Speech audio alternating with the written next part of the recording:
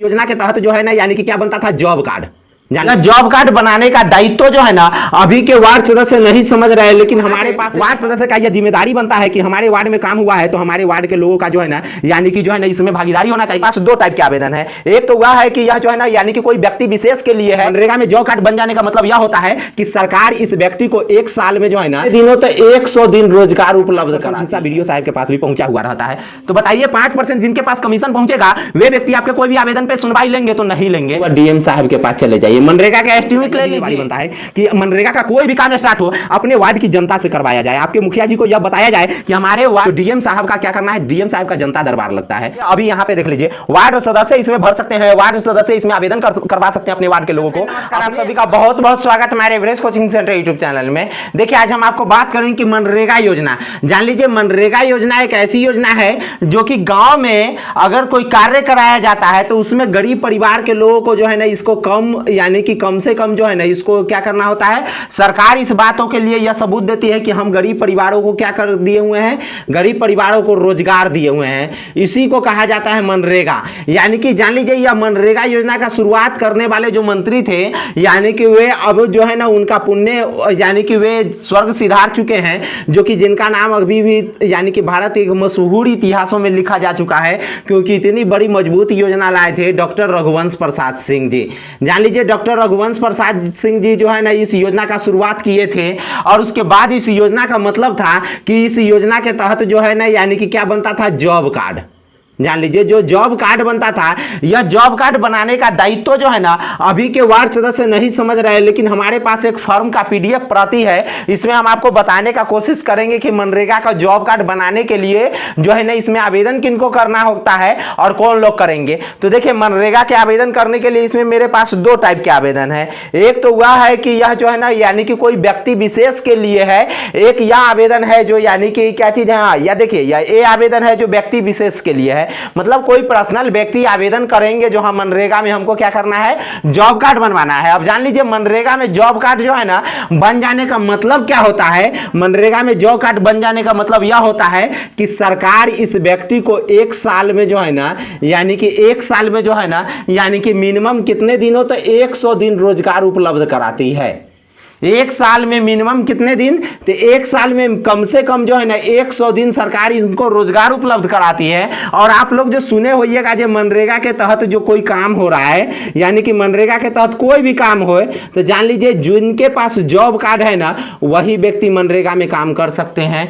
अब वार्ड सदस्य हमारे पास कॉल करते हैं, बहुत सारे समस्या उनका दर्ज रहता है कि सर मनरेगा में हमारे यहाँ के मुखिया जी हमको किसी प्रकार का कोई वैल्यू नहीं दे रहे हैं। अरे भैया जब वैल्यू नहीं दे रहे हैं तो एक काम स्टार्ट कर दीजिए आज से कि जो है आप अपने यहाँ के वार्ड सदस्य है। आप सबसे पहले यानी कि अपने यहाँ इस काम का अगर आपके वार्ड में काम कराने आते हैं चाहे आपके पंचायत में कहीं भी काम कराते हैं मुखिया जी तो इस चीजों को देख लीजिए। और मनरेगा में जान लीजिए एक मुखिया जी को जो है ना मिनिमम 5 करोड़ रुपया मिलता है काम करने का अवसर 5 सालों में।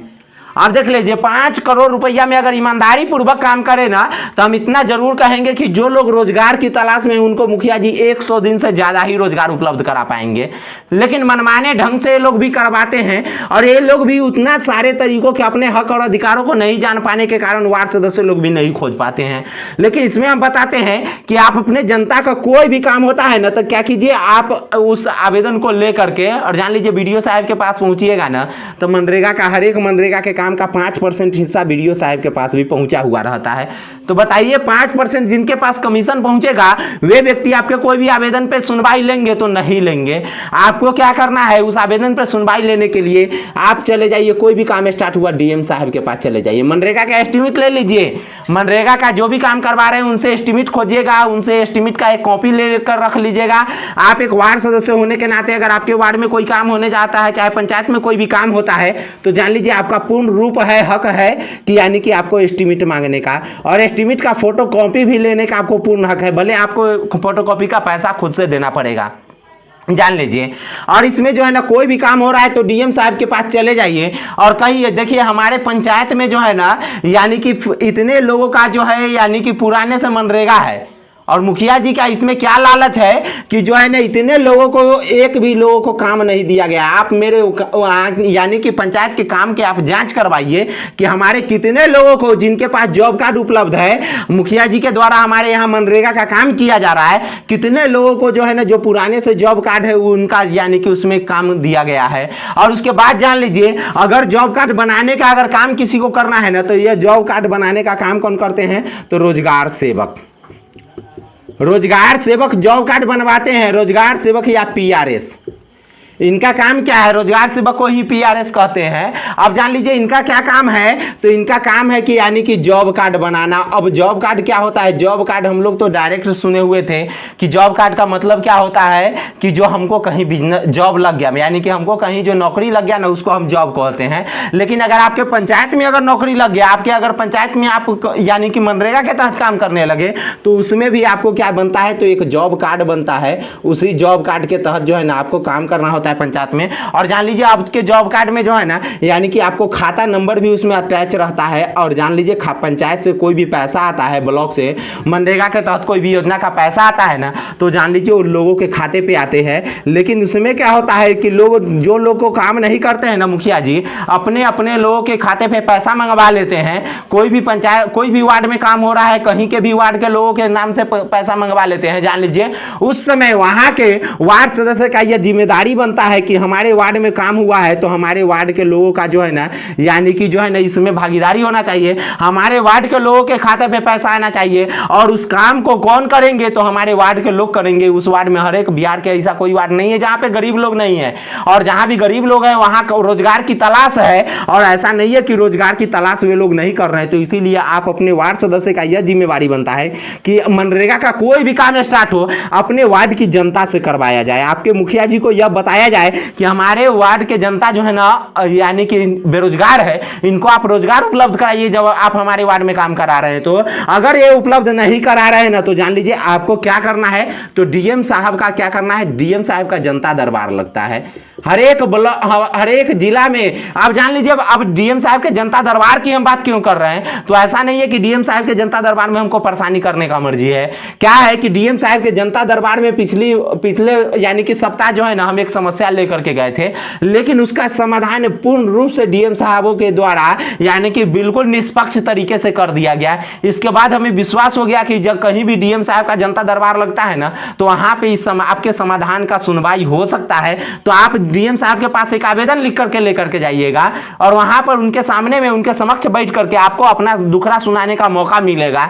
इस बातों को जान लीजिए, लोकतंत्र का यही हमारी खूबसूरती है। अब वहां पे जाइएगा और इस बातों को कहिएगा कि हमारे यहाँ मुखिया जी मनरेगा का काम करवा रहे हैं। और वहां मुखिया जी क्या कर रहे हैं कि जो है ना जेसीबी से चाहे अवैध तरीके से काम करवा रहे हैं, अलग के लोगों को बुला करके वहां पे काम करवा रहे हैं। जबकि हमारे पंचायत के, हमारे वार्ड के लोग जो इनके पास पूर्व से जॉब कार्ड उपलब्ध है, वे लोग जो है ना वहां पे बेरोजगार बैठे हुए हैं, रोजगार की तलाश में है और मुखिया जी उनसे काम नहीं करवा रहे हैं। और जान लीजिए जॉब कार्ड कैसे बनवाइएगा, तो इसका भी हम आपको डिटेल बता रहे हैं। और इसका वीडियो भी हम अपने एवरेस्ट न्यूज डॉक्यूमेंट, मेरा एक चैनल है, वीडियो के नीचे डिस्क्रिप्शन में लिंक उसका मिल जाएगा। जान लीजिए एवरेस्ट न्यूज डॉक्यूमेंट है, इस नाम से आप सर्च कीजिएगा यूट्यूब पे, एवरेस्ट न्यूज डॉक्यूमेंट, DOCUMENT। अब इस चीज़ों को आप सर्च कीजिएगा तो हमारा चैनल आ जाएगा। उस चैनल पे जा करके आप इसका वीडियो प्राप्त कर सकते हैं कि जो व्यक्तिगत रूप से मनरेगा में नाम जोड़ने का जो ऑर्डर किसको पारित करना है, तो मनरेगा में नाम जोड़ते हैं कौन? तो मनरेगा में नाम जोड़ने का काम करते हैं, यहाँ पे देख लीजिए कौन करेंगे, यानी कि पंचायत सचिव जी, सॉरी रोजगार सेवक, पंचायत का रोजगार सेवक या पंचायत सचिव जी इस आवेदन को एक्सेप्ट करेंगे। लेकिन इसमें सारा आवेदन किनको करना है, आवेदन के प्रति किनको भर करके भेजना है, उसमें किसका सिग्नेचर होगा, तो जान लीजिए अभी यहाँ पे देख लीजिए वार्ड सदस्य इसमें भर सकते हैं, वार्ड सदस्य इसमें आवेदन करवा सकते हैं अपने वार्ड के लोगों को। अपने आप जितने लोग जो आपको काम दिए हैं, यानी कि वोट दिए हैं जो आपको रोजगार के खोजने के लिए, ऐसा नहीं है रोजगार नहीं उपलब्ध कराइएगा तो लोग आपसे नाराज हो जाएंगे। लेकिन अगर उपलब्ध करा दीजिएगा ना, तो जान लीजिए आपके ऊपर एक बड़ी क्रेडिट हो जाएगा। इस चीजों को जान लीजिए। और यहाँ पे देखिए वार्ड सदस्य हैं और उसके बाद रोजगार सेवक, पंचायत सचिव, वसुधा केंद्र प्रभारी। जान लीजिए वसुधा केंद्र का मतलब जो ऑनलाइन का काम होता है कहीं पे, वहां से भी अब नाम यानी कि मनरेगा का जॉब कार्ड में अप्लाई करने का आ चुका है।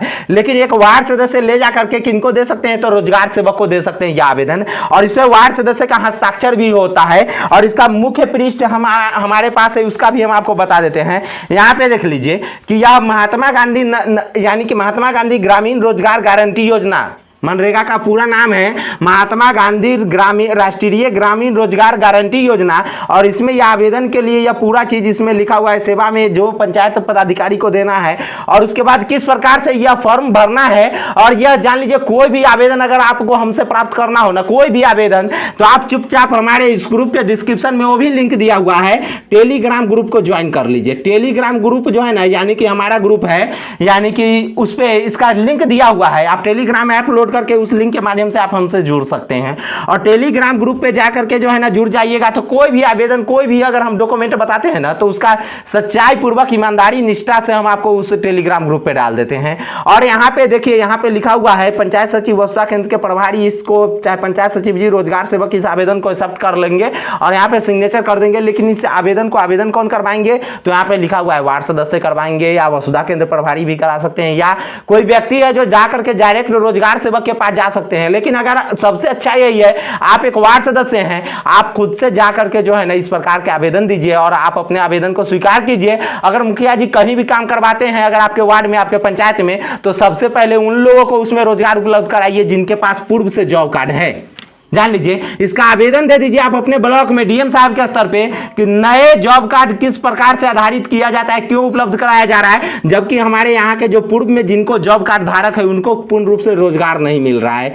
और जान लीजिए, जब रोजगार नहीं मिल रहा है तो अभी पंचायत के मुखिया जी और पंचायत के कोई भी व्यक्तियों के द्वारा उस यानी कि अपने चहेते लोगों का, अपने परिवार के लोगों का, अच्छे से अच्छे व्यक्तित्वों के लोगों को जो है ना जबरदस्ती रोजगार यानी कि जॉब कार्ड बना करके और उनके खाते पे बिना काम किए हुए उनके खाते पे पैसा ट्रांसफर किया जाता है। जान लीजिए, अगर कोई भी योजना का, मनरेगा का आपके यहाँ काम हो रहा है ना, तो उसका वीडियो बना लीजिए और उसके बाद जो है ना इसका वीडियो बना करके आप कहिएगा कि सर निष्पक्ष तरीके से काम हो रहा है, तो वीडियो बना करके क्या फायदा मिलेगा। तो हम यही बताएंगे कि जब जिनके खाते पे पैसा जाएगा ना, आप जाके आरटीआई मारिएगा मनरेगा के उस योजना पे और कहिएगा जिन लोगों के पास खाते पे पैसा गया है, बताइए इनमें से कोई भी लोग यहाँ पे कार्य करते हुए दिख रहे हैं क्या। अगर नहीं दिख रहे हैं तो बताइए इन कुल लोगों के खाते पे पैसा गया, इन लोग के खाते पे पैसा क्यों नहीं गया, ये लोग कहाँ के लोग हैं जो काम कर रहे हैं मनरेगा में। इतना आपको खोजने का हक है, लेकिन आप लोग खुद दे नहीं अपना यानी कि अधिकार का इस्तेमाल कीजिएगा, तो आपका अधिकार कौन जबरदस्ती देगा, बताइए। अब यही चीज वार्ड सदस्य को हम यही बात करना चाह रहे हैं। नहीं तो 5 करोड़ की योजना है, 3 करोड़ मुखिया जी करवाते, 2 करोड़ वार्ड सदस्य लोगों को देते अपने पंचायत के। और जब इस प्रकार से अस्तित्व बनाए रखते हैं, इस प्रकार के सामंजस्य बनाए रखते हैं, तो सारा काम होता है। लेकिन अगर आप लोगों को नहीं मिल रहा है तो नहीं मिल रहा है, तो कहिए जो पूर्ण रूप से निष्पक्ष करवाइए, कोई भी इसमें किसी प्रकार का दलाली फलाली नहीं चलने देंगे। धन्यवाद। जब इस प्रकार के अगर आप लोग सिलेक्शन कीजिएगा ना, तो जान लीजिए, देख लीजिए कितना बड़ा आयाम खड़ा हो जाता है। धन्यवाद। फिर मिलेंगे नेक्स्ट वीडियो में, तब तक के लिए जय हिंद, बाय बाय।